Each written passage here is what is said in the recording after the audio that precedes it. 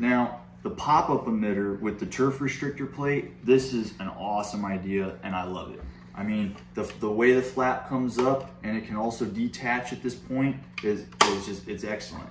So let's compare his pop-up emitter to your standard, big box store pop-up emitter.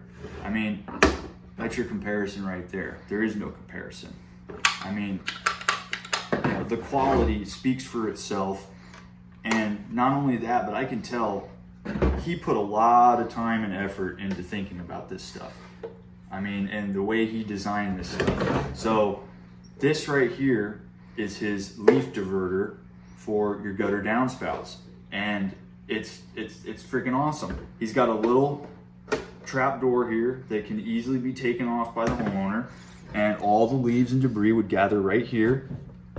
You can get the camera in there so everybody can see that. And it's as simple as you just reach in there, pull it out, clean it out. He also thought of a good idea of having this extra plug. So this plug can come out. Let me go ahead and turn that so I can see what I'm doing. So that can come out in case you ever have to run a jetter or a camera snake or a sewer snake down there to clean the line. So on installation, you can go ahead, and if you do not want this in the system, you can go ahead and just remove it. And you can literally just leave that out if you don't want the leaf diverter in there, but you still want a vented clean out and an access point for your gutter downspout system.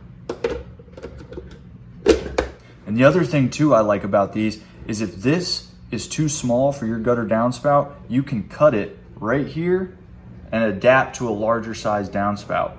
So the ease of use and the friendliness is also what I like about this product.